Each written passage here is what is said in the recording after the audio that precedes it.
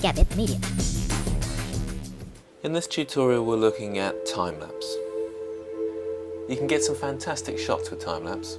They could be used as backgrounds for all sorts of projects, or they could be used to show a passage of time in a film. They look particularly interesting at night, especially with moving lights, and it's something called light trails. So how do we do it?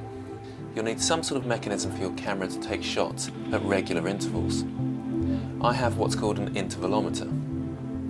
You plug this into your camera, then set it with the amount of shots you want, and you can set the delay and the shutter speed.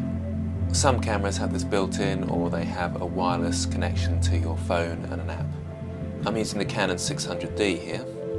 The main setting for this is your shutter speed. Now you can just film a scene and then speed it up. You get much nicer shots if you have a slow shutter speed. This adds motion blur.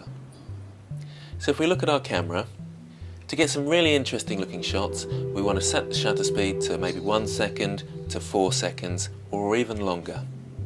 And that looks like this. What you have to remember is if you set the shutter speed so it's slow, it lets a lot of light in. So you need to have a low ISO, and you'll have to have your aperture on a high setting to cope with all the light coming in from your slow shutter speed. This isn't so bad at night time, because obviously letting that amount of light in is a good thing, but during the day you'll probably need some sort of filter on your lens to block out the light. They're called ND filters. The other thing that's really important is to have a really sturdy tripod.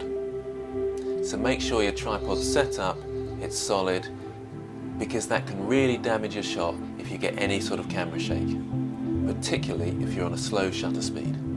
For some of the nighttime footage, I like to set it for either 2 seconds or 4 seconds.